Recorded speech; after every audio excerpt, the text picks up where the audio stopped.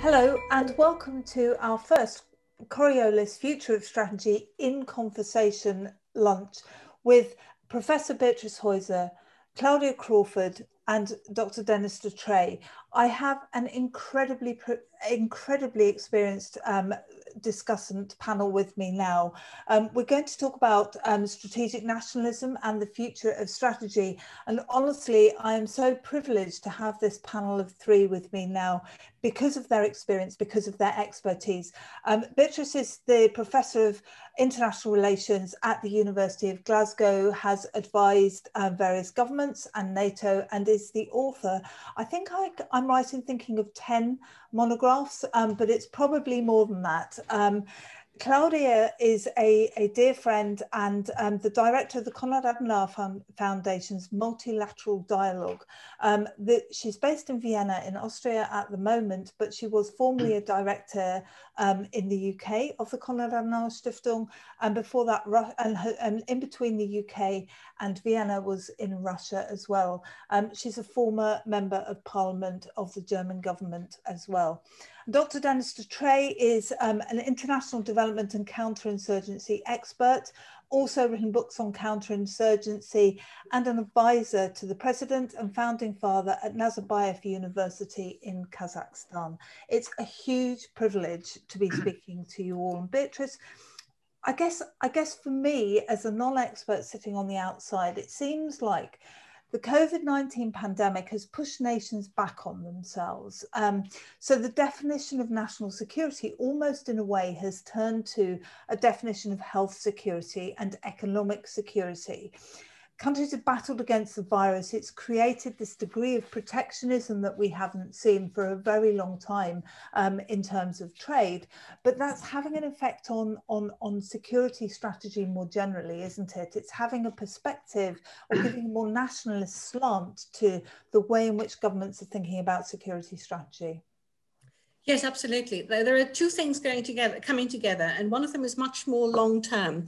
Already in the early 1990s, our perception of security shifted from one which was very much focused on military strategy and military security. So, for example, during the entire Cold War, individual governments allowed their ministries of defense to publish what was called defense white papers in the UK, or white books on defense in France, or white books in Germany and other countries. And already in the early 1990s, all of a sudden governments realized that they had to take a more whole of government view. So they shifted from having a defense white paper to a defense review, national security review. You can already see from the terminology that changed, that this got a wider scope. Now integrated review, the assumption is now always, since the early 90s, that you can't just leave this to the Ministry of Defense, but that you have to bring in the Foreign Office, but also development, also economics, also trade, also all sorts of other aspects. Now, so this is on the one hand, there's the sense of security, the meaning of security has grown massively over the last 30 years. You know, so it's expanded to take in lots of other areas. Alongside with that, what we've seen most recently, this is what you're referring to, is with the COVID crisis, obviously, that health becomes an element of this, because health so far was seen as something that really the defense didn't have to touch on, or the Foreign Office didn't have to touch on in that way. And of course, we've got a new problem now with the COVID crisis, which is that there is the need to balance the investment made in protecting people from the disease and the economic cost that has, where at the same time it's a vicious circle, that the money that is spent on trying to protect us from the disease and subsidizing the hospitals and things like that, and also the money spent on people being furloughed or people being out of work and then getting unemployment benefit, is precisely the sort of money that the governments would need after the crisis, actually to recuperate after the economy has been in a terrible state. And that is, of course, a problem that every single country of the world is going to have. Yeah, so every single country of the world is going to be affected by that, and will have to think about how it can possibly then spend after the crisis the money that it had in a long term predicted or had committed in the long term to all sorts of other areas of security, including obviously defense, but also things like economic aid, development aid, and things like that. So those two are coming together. But the third thing that is coming in on this is, of course, something that we've seen that was sparked, in my view, predominantly by the austerity that followed the 2008 financial crisis. And I think it is a tremendously simple principle that applies everywhere, which is that if I am rolling in it, and if I have my regular income and it's quite, lavish, or it's quite comfortable, I have no problem spending on charity. I have no inhibitions about paying my taxes. But the moment I'm badly off, I begin to worry about my taxes. I begin to be much more miserly when it comes to charity or investment in anything else. So I think on a larger scale, you see this sort of, selfishness, this more narrow selfishness now almost necessarily applying to all governments who will, in theory, understand that it continues to be very much in their long-term interest that they give economic aid to developing countries and potential crisis areas of the future to prevent them from becoming crisis areas and then needing our military intervention and things like that. But on the other hand, they see that they simply haven't got the cash in the kitty at the moment. And therefore, that's what the United Kingdom government is cutting. That's what everybody else wants to cut, because they think of themselves first for the narrow, simple reason that they just don't feel they have that money to spend everywhere in the way they would in times of prosperity. It's fascinating, isn't it, that what seems to have happened is we've created almost a sense of, it's fueled, the sense of populism has been fueled by that austerity, and that's created more of a focus on national interests and national interest globally as well as national interest domestically. It's kind of been the financial crisis was the breakdown of that contract, if you like, between the individual and governments in terms of defence of the realm. Defence of the realm has become a far more comprehensive package, if you like, in terms of economic and military and also health security as well. Claudia, to what extent do you think this is a permanent shift? Have we got, are we actually seeing globalisation being replaced by, are we ever going to see it replaced by multilateralism? Or do you think the multilateralist agenda with all of this is actually going to be quite tricky to stick to? What I think, what the COVID-19 pandemic shows, that shifts in our world has already taken place, and it's just accelerating them. So I don't think so much that COVID-19 gave us suddenly a completely different understanding that there are changes in the world, but it probably shows is more.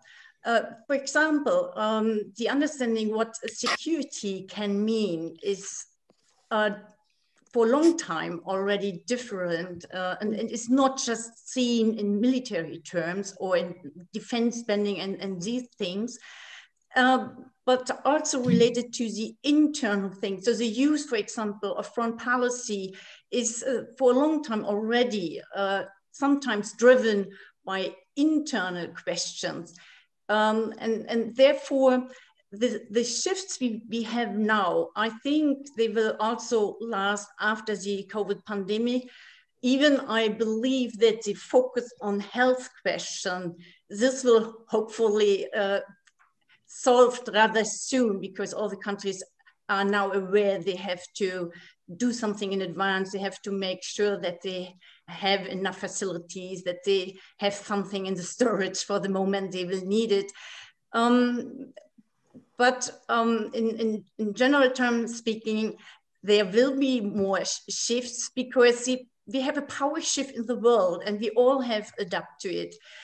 For me, working in Russia, for example, just maybe I'm allowed to bring it up, it was very interesting to see how the Russian political leadership defines security. If you look at what is having was had change in the budget, for example, in Russia, then you could see that for the current Russian leadership, internal security is so important. So there is an understanding, there is no threat from outside in a military sense, for example, by NATO or by West.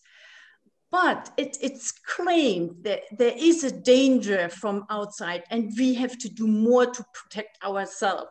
And I have read it as a way, if you can't deliver, if you can't keep to your promise, for example, to improve the living standards of your people, you need a certain excuse for it. And it makes things easier if somebody outside of their own country is responsible for this. And there is this, it makes things so difficult because they are so very, very badly predictable, because there is not just doing things to improve their own country, to help the people to make living standards better, but rather the importance of power, to stay in power. And if this is the priority, then it's very difficult from outside to understand what's going on.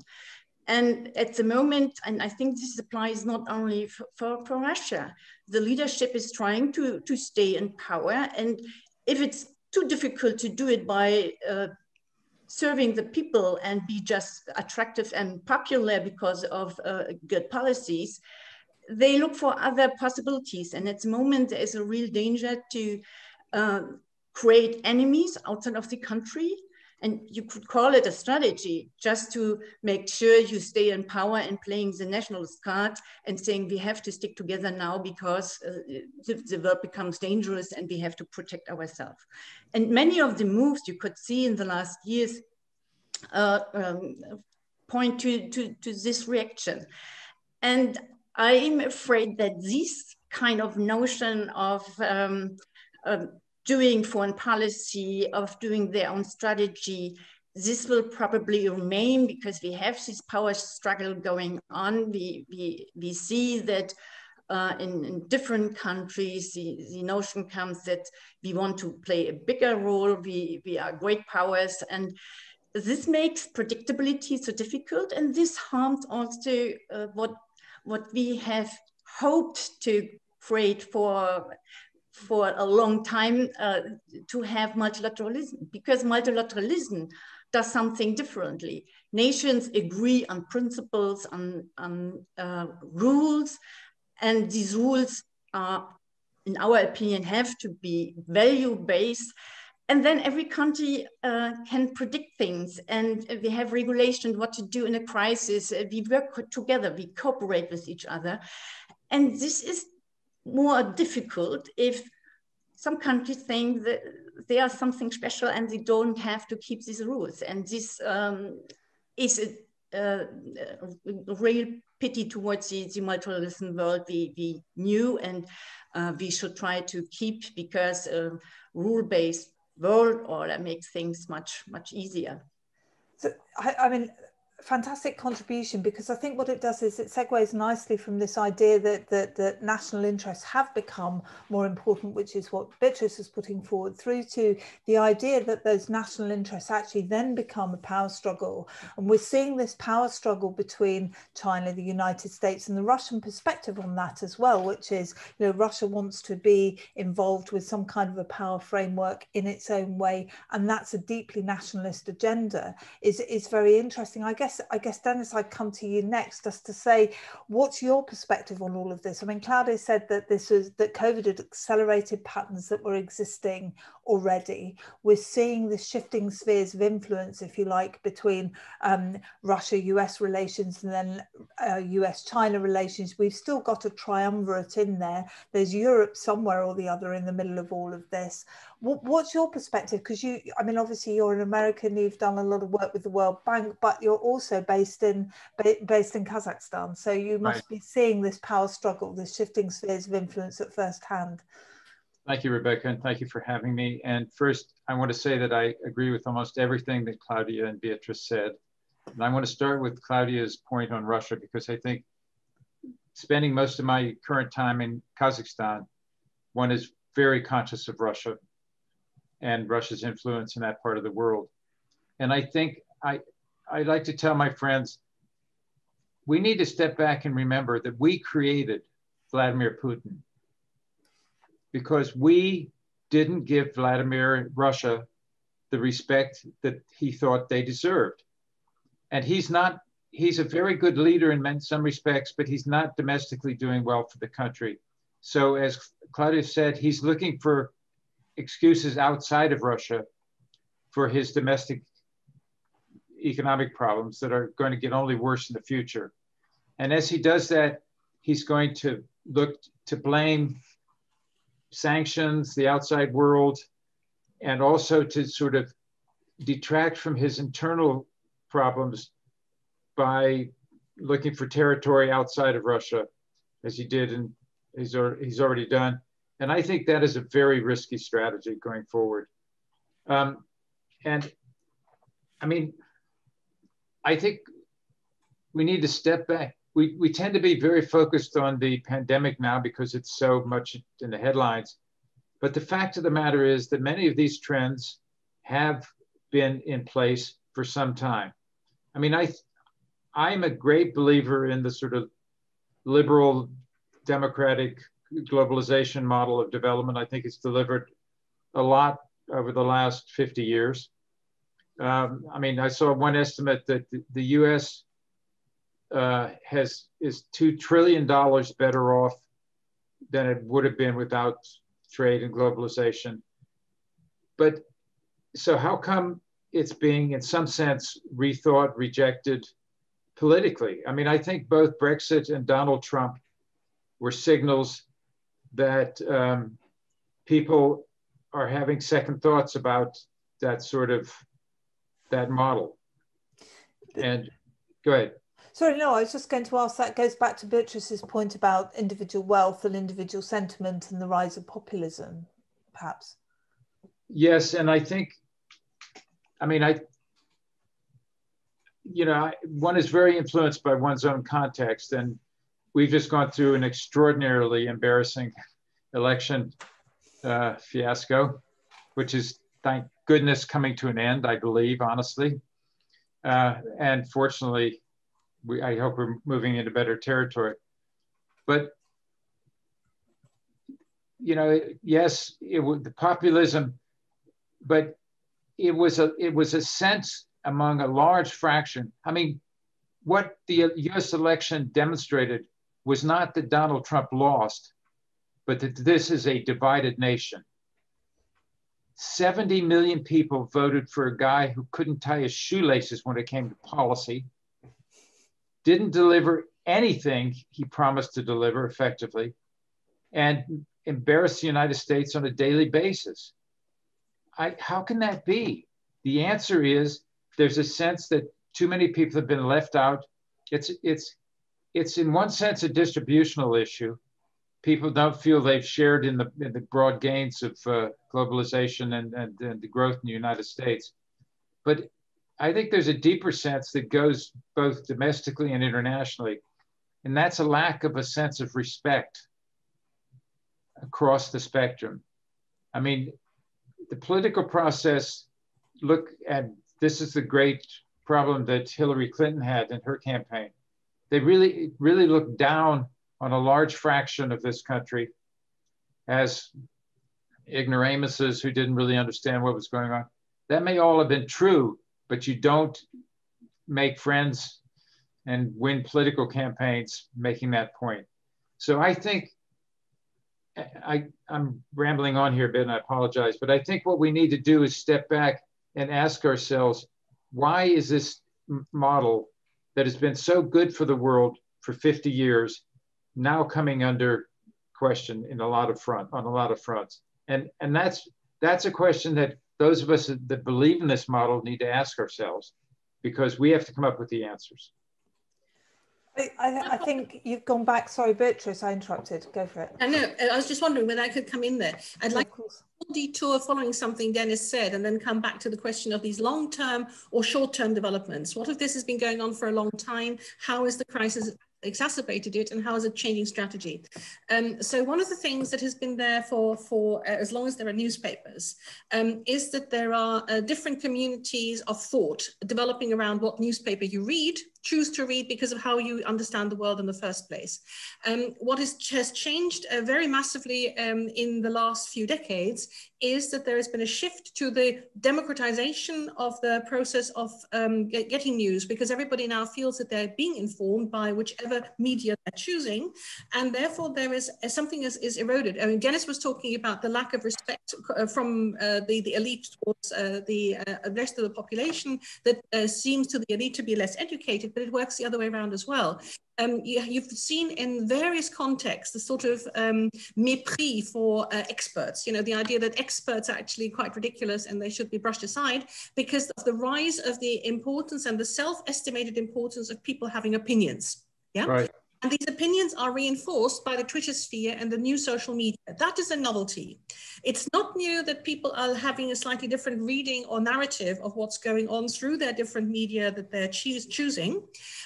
But what's new is that people are feeling so vindicated in their opinions as opposed to rationally derive that evidence-based research and experience at the or judgments at the end of it. And the effect of that is that there is this, when Dennis was saying it's sort of some elites are looking down on the less educated, it works the other way around as well, that people anywhere now feel that they shouldn't be leaving this to the experts or to an elite to decide what strategy is, what the overall approach is to the world. So what happens with this is that this very complex thinking that we have, I suppose, a particular elite has arrived at in terms of a consensus after 2 world wars, namely that we're all better off if we cooperate with like-minded powers and in a cooperation, in an alliance, then try to keep adversaries at bay, the grand strategy, the deterrent strategy, or intervene somewhere where genocide is happening in order to clear that up and make that go away. That consensus that in fact somebody else's well-being enhances mine, that's much more complex than the sort of old saying, let's sweep in front of our own door first and look after our own interests first, rather than giving lots and lots of aid to people far away where we have little control on how it's spent and how it is put into practice. Oh, it's just lining the pockets of the rich there anyway, isn't it? It's all corrupted, etc. So the opinion, the people whose opinions are now much more important because of the social media, etc., I think on the whole don't go along with our more complex explanation of how international cooperation and solidarity enhances our own security and well-being, and simply go back to a much simpler approach and now put that forward, which is my interest first and to hell with anybody else's, which was very much what everybody thought before the 2 world wars. It's very much a 19th century type idea.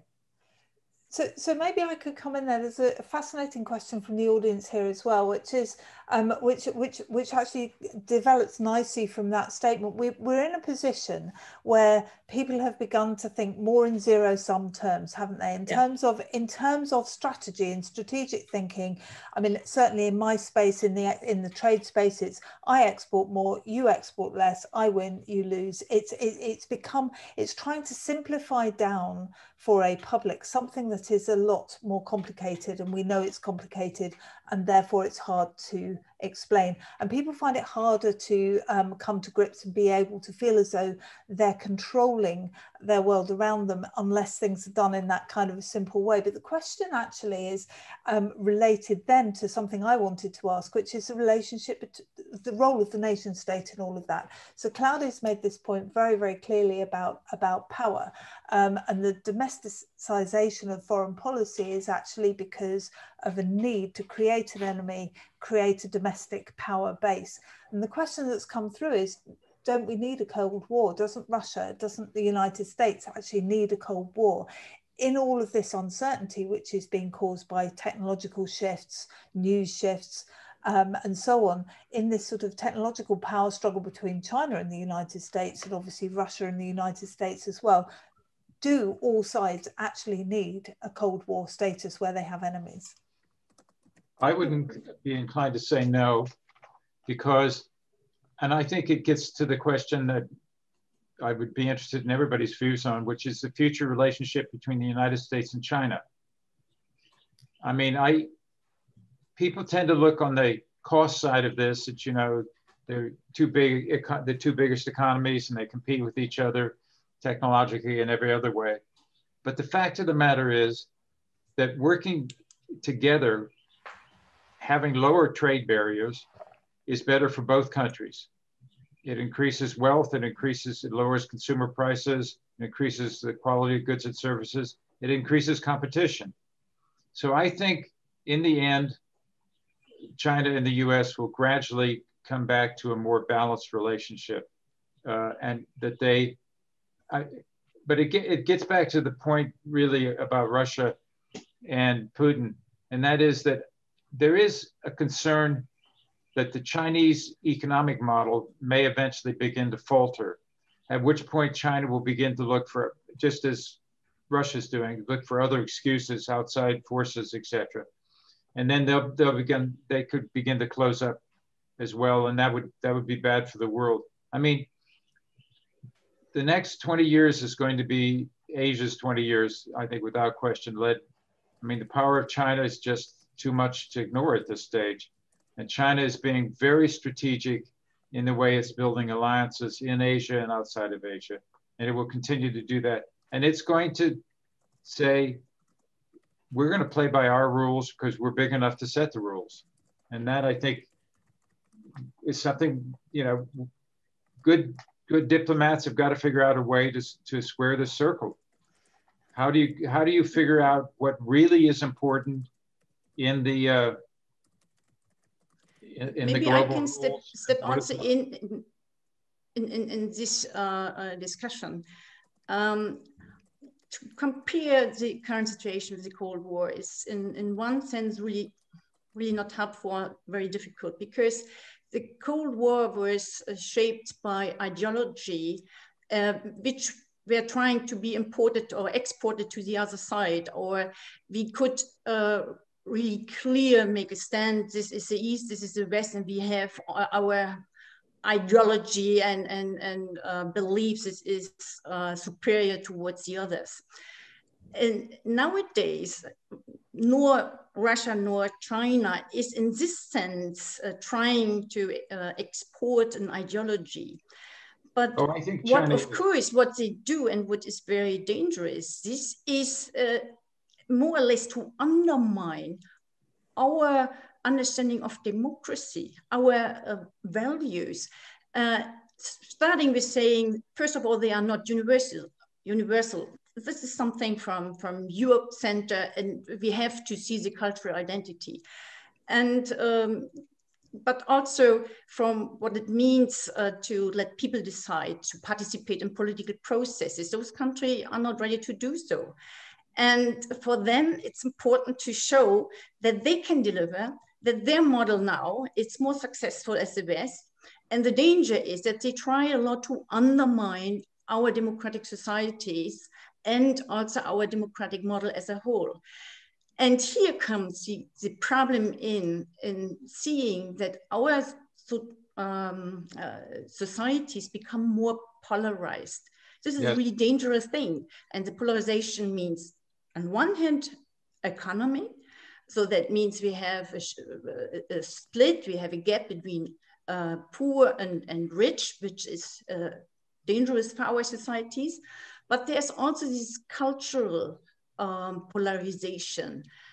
You see it very strong in the United States, but it's also in Europe to see that people insecure regarding globalization, that other cultures may come in our countries and they are not able to deal with this. We saw it very strongly in 2015.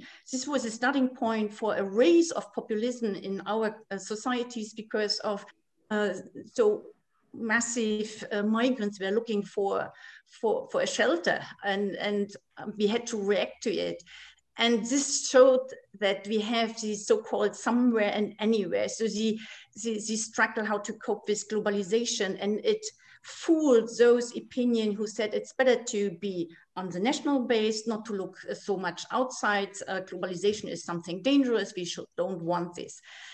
And having this situation already in place and fighting for our universality of values.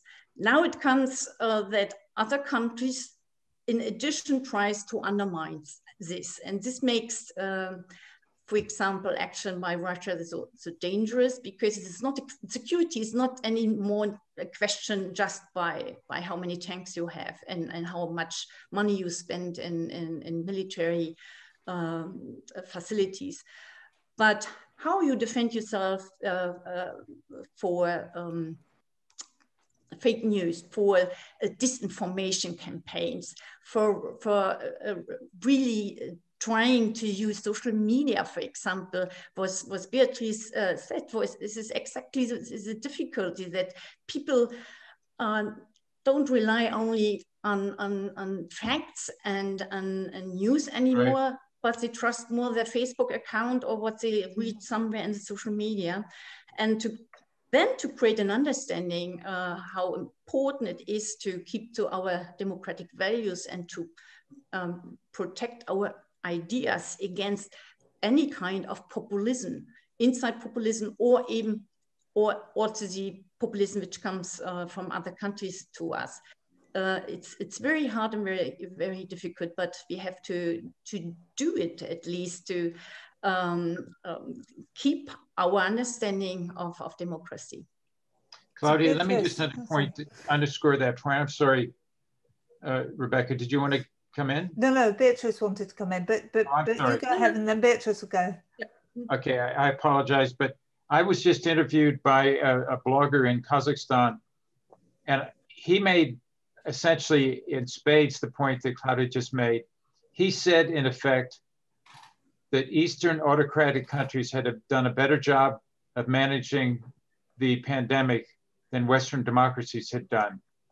And there is a mild degree of truth in that. It's also true that countries headed by women did a better job than countries headed by men on average. So we should take this into account going forward. But I think a country like Kazakhstan that was sort of inherently interested in the Western model is increasingly interested in the Chinese model going forward, because it sees it as more successful.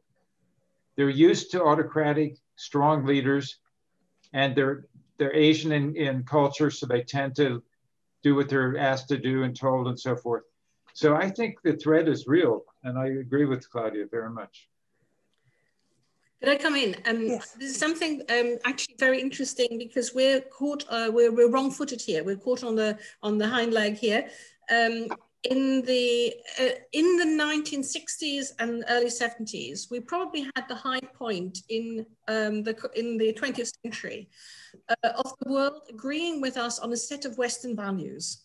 And the documents that my attention was drawn to by officials, because they say these are the documents that actually have some legal importance, whereas the Universal Declaration of Human Rights does not, are the International Covenant on Civil and Political Rights, and then the International Covenant of Economic, Social and Cultural Rights of 1966, which I believe became operational, as it were, after ratification by governments in the 1970s.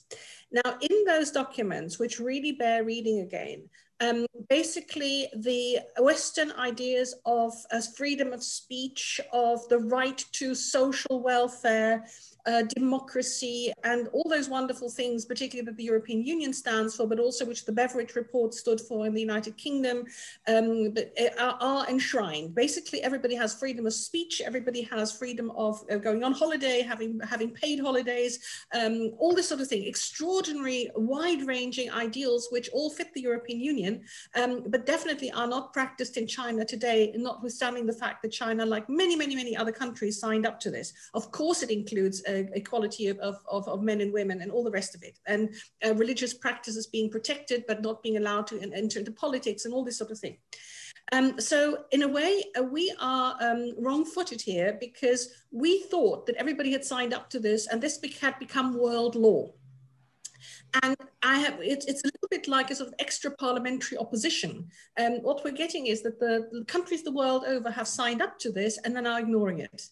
And countries the world over have said we actually much prefer, as Dennis was just saying about Kazakhstan, we prefer authoritarian law and order regimes, as long as they give us a certain amount of security at home and economic security as well, and to heck with all these other things. And as far as I can tell, particularly in China, they're not even the most basic social welfare provisions that are made for the majority of the population, who just run along with it as long as they know that they can get some income out of this and that they won't be starving. But from what I understand, things like old age pensions are not guaranteed. You really still rely on your one child to look after you for most of this, and health services are not guaranteed, and there is no universal welfare in this communist state, ho ho. But what this means is that, as I mentioned, this comparison with an extra parliamentary opposition, that there are many countries in the world who realize that they can get away with simply ignoring this consensus thing that was signed up in the late 1960s, early, and supposedly came into practice in the 70s, and that they're actually doing very well, and that there is nothing that we, the West, who came up with all these ideas after centuries of other experiments which went wrong. I mean, our consensus is built on horrible, horrible historical experiments that went wrong, and that's why we got there. So in our case, it's a pretty empirical consensus that was built in the end. But they realized that we can't do anything about imposing them, and that they can be in a zero-sum game situation. They can be better off than us in the short term, or at least in terms of some financial gain, particularly for their elites. And that's, I think, what is very much driving a lot of them, where they feel that they really just don't have to bother with all these niceties of upholding the rules-based international system. And just to come back to this question of zero-sum game, etc., it's fascinating how through history, whether or not people believe that trade and international commerce and opening up to international trade is a zero-sum game, has gone hand in hand with the grand strategy and the political strategy that people were prescribing. So, for example, in the 18th century, you had people, particularly apparently the Dutch, or in the 17th century, but also in the 18th century, some other people saying that trade is a zero-sum game. We have to be very careful. We're competing with others. Whereas the more liberal French thinkers of the 18th century, the Lumière, thought that it would be a win-win situation. You'd become mutually richer. We thought that, I think, for most of the 20th century, or rather after the Second World War, everybody would become richer through trade. And I feel that we're now getting to the point that was in a way predicted by the Club of Rome in the 1970s, where a limitation of resources, a limitation of how many refrigerators you want to buy, a limitation of the natural resources that were the fossil fuel and things like that, was bringing us back also, us to the idea of it's a zero-sum game. And therefore, if China is exporting, we can't. If China does not have social welfare provisions factored into the cost of its productions, and we lose because we can't then possibly compete with China. So we're too also getting into a more zero-sum thinking in terms of trade there. I'm even not sure that this zero-sum thinking has disappeared after fall of the Iron Curtain.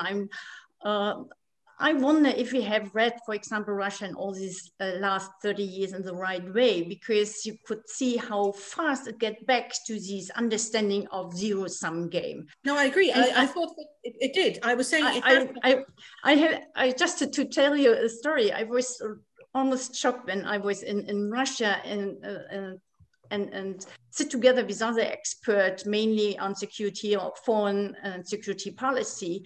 There was a serious debate on the concept of great powers. And wouldn't this be a good model, since the multilateralism organization didn't work properly? We should think about this concept of great powers. Probably can more quickly find compromises and make a good new world order. So something from the 19th century, and I couldn't believe this is really serious thought through. But there seems to me there were some kind of romantic views on this of the former time. And this is really dangerous. And in this moment, I would like to bring in the multilateralism situation under COVID-19, because this organization are important to at least try everything to keep rules and principles in place. But with COVID, we see very practical problems coming up, because negotiating and diplomacy is based on trust, and it needs a kind of informal rooms where you can meet in person, where you can have talks, but in a time where you just have Zoom conferences, so video conference, so you're almost always public. It is very difficult to really do diplomacy. So we have a long time now, more than a half year, where we have this lack of active working on diplomacy and trying to bring regulation rules back. Now in Vienna, I can really observe this on the Organization for Security and Cooperation in Europe and the OSCE, where it's sometimes even regulations are questions from countries saying we don't have precedences, we don't know if an online meeting is really a meeting and not just something informal, we can't make a decision. So of course they pretend they are worried about the regulation, but they just try to avoid decision making and really to sit down and find compromises. And I think this is something which not applies only to the OSCE, but also to other multilateral organizations like WTO or WHO. And this is very difficult at this moment, where you would need this organization to work properly. And I think what's been interesting about that is that we've actually seen the Americans, the United States walk away from particularly the WHO, but fundamentally undermine the power of the World Trade Organization as well. So the World Trade Organization is acting a little bit like the League of Nations at the moment. I mean, it's got about, you know, this question of multilateralism is actually a really difficult one to start to talk about as a way of defining the future, because it relies on everybody, as Beatrice said, having a shared understanding of what is good and world values. There's a question coming through from the audience here, which is about authoritarianism in smaller countries as well that have been very shaken by coronavirus. So, for example, Belarus. Belarus has obviously had its challenges through the coronavirus crisis. Are there any parallels with what we're talking about? Is that because obviously Belarus has had its challenges with its own authoritarianism over the last few months? Is there a sense in which some of these smaller countries are trying to shake off that authoritarianism right now because they see an alternative outside? What do you think, Claudia? For me, it's very amazing to observe what's going on in Belarus. I guess all of us hadn't thought on this could happen a half year ago. And I take hope out of it, because it shows that the people have a sense what it means to have free election, to being asked to participate. And of course, especially in countries like Belarus, people are not so well off, so the economy is not good. Many people don't have really something to lose, and therefore they really see we have to have a change to make in our country. People have to be asked, and they don't accept anymore flawed elections. And this gives me hope that these values we were talking before are still alive, and people wanted to get it. And honestly speaking, this is a perfect example of what autocrats are afraid of. I mean, that Russia is trying so hard to explain or to tell its people to sell the idea, this is the West which will harm us. It's not the truth, and they know it. The leadership has much more fear for its own people, because what is going on in Belarus, this is something they always fear it could happen in Russia as well. And for Russia, it is really, for the Russian government, I have to admit, for the Kremlin, it is really a threat if a country in its neighborhood really becomes a democratic country can make a successful change in the leadership, and then hopefully later on also in the society, in the politics, in the economy, then of course it could mean this also can happen in other countries, so also in Russia. And therefore, I think this is the real threat for staying in power for autocracies. That's why they are frightened of this. And Belarus shows at least that people are demanding change, that they are committed to take risks, that they fight for their rights. And this is something which gives me hope that this will prevail. This will also stay in the future, and other countries will also react in that way. So one of the interesting things that we see living in Kazakhstan is the different news that the Russian-speaking Kazakhstanis get relative to what we get. And it all comes from Moscow. So the Politburo may understand many of the things you said, but the people of Russia and the people of much of Central Asia see it very differently because the news they get and the interpretation on what's going on. And they're told it's the West that's our problem, not us. So, and there was, Moldova just had an election that actually went very well, and a very good person, pro-Western person was elected. And so, yeah, I think there's hope, but I also think that we need to step back and ask why such a successful model is now, in some sense, being questioned. And I think that's a distributional issue, not a growth issue. And we haven't solved that yet in any country I know. We know that straight redistribution doesn't work. It's not sustainable. We need to make people more productive, but we're not prepared to put the investment in. People need to adjust to technological and trade changes. I mean, jobs are going to disappear and jobs are going to come up. Trump was dead wrong that he's ever going to bring manufacturing jobs or coal or whatever back to the United States. And he shouldn't never have mentioned that, because it gives people a sense that if they just sit long enough and do nothing, the state will come in, which is a very socialistic notion, which I always find ironic, given that that's a terribly bad word in this country. And, Democrats are all socialists and the Republicans are all free market. No longer. So. Yes, I just wanted to come in. Let's take a step back. Isn't it that you have protest votes everywhere? So one could even say that what's happening in Belarus, what happened in Moldova, is people voting against their current governments or the previous government, saying we need change, you need to do it differently. And in the Western countries, we've had people voting against the old elite or whatever it was, saying you need to do differently, you weren't taking us into account. So in all these areas, what I find that the voting patterns show a great dissatisfaction.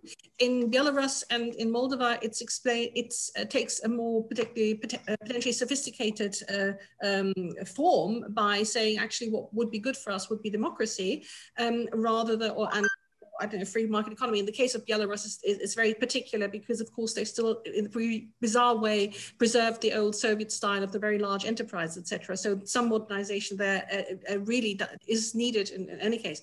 But I think there is a huge dissatisfaction and protest vote that is conditioned by austerity, by this long-term financial losses and impoverishment of large parts of the population, through what Dennis has just described as the really big readjustment, but gradual, to new technologies, to new production methods, but also to the need to get away from carbon fuels and things like that. So there is a massive dissatisfaction everywhere, very much directly caused, I think, still by the 2008 financial crisis. But it's going to be so massively exacerbated in the near future when we come out of this crisis, with everybody having these enormous debts. So I'll stop there, but I'd love to just have a last word on strategy once the round comes around to me again. But I think that is exactly the point why the European Union now steps up to really do something to help the economy to get better off. So the plan on the next budget for the European Union plus this Next Generation Fund is exactly thought to help to bridge these a slowdown of economy because of COVID and to close this gap between the economic situation of the people.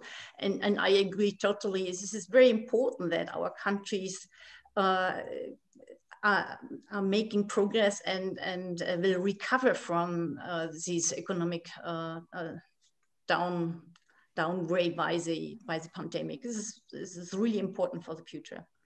Thank you. Now, Beatrice has already alluded to this, and I asked the panelists before we started, we were going to end this session with 2 minutes each, please. And we're going to have to be quite disciplined because we're running out of time on the future of strategy, which is obviously the title of this whole series of events and this whole week. Dennis, if I could start with you, the future of strategy, what are we going to be talking about in a year's time? What are the real and perceived risks that we see at the moment, and how are we going to get to a future where we can all be multilateral again?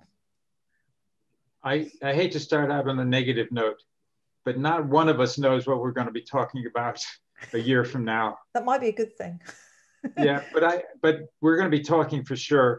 And I would say that the thrust of the talk is going to be this tension between the fact that we are a very globalized world these days, and the pandemic showed that in spades. And yet everybody's trying to carve their piece out of the whole. So I think that there will be a much more debated, longer conversation about how to achieve an equitable and fair globalization that actually serves as many people as possible, rather than the rich countries and the rich in countries. Thank you. Claudia. Yeah, I assume that we will see in the future also this shift of power in the world, and the necessity that so-called Western countries like the European Union, like UK and the US, have to cooperate stronger and to look for like-minded other countries, to being able to keep our understanding of our way of life, of our values, and prove it with good economic results. So we have to invest in this and be open and offensive, not offensive, this is a wrong word, make our values more attractive and popular. Let it see that they are can apply to everybody in the world, and that people have to demand it from their countries, and bring it into the multilateral organization.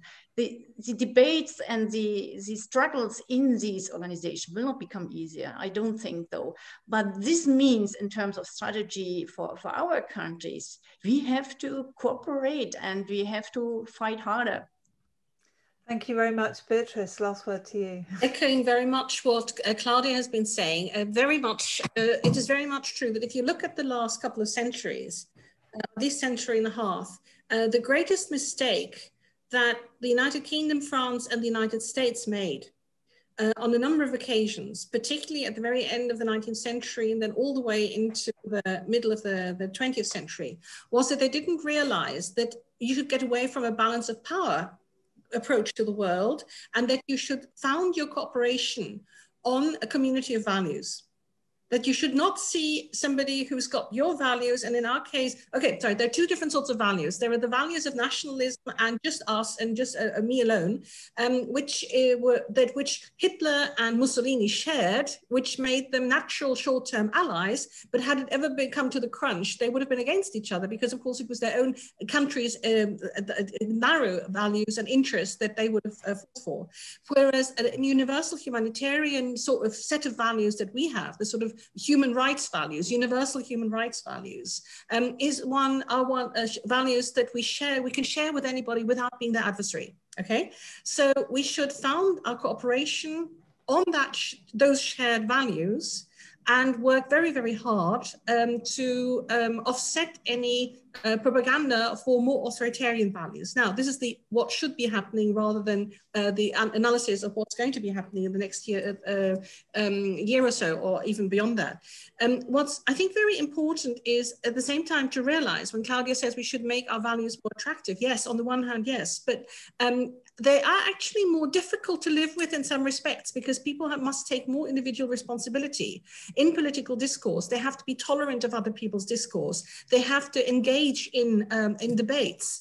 Whereas what we're seeing now with the sort of everybody creating their own Twitter bubble and the social media bubble, people are simply looking for a reinforcement and confirmation of their views rather than engaging with different views.